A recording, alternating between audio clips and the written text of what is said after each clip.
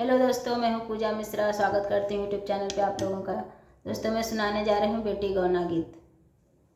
अच्छा लगेगा तो कमेंट में बताइएगा, लाइक सब्सक्राइब करिएगा।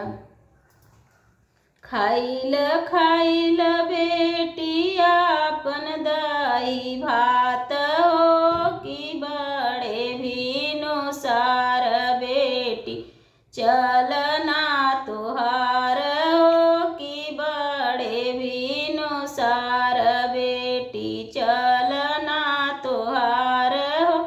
भैया के कलवन माई हंसी खुशी दीहु हो कि हमरे की बेरिया माई उठियो जहनाई हो कि हमरे की बेरिया माई उठियो जहनाई हो। बजरी की छतिया बेटी बिहरी नाही जाई हो कि चलत की बेरिया बेटी देहु समुझाई हो कि चलत की बेरिया बेटी देहु समुझाई हो।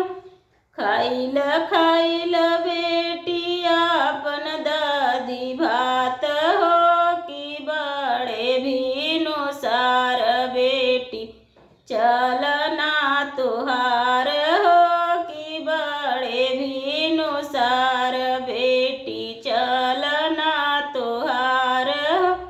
भैया के कलवना चाची हंसी खुशी देहु हो कि हमरे की बेरिया चाची उठियो जहनाई हो कि हमरे की बेरिया चाची उठियो जहनाई हो कि हमरे की बेरिया चाची उठियो जहनाई हो।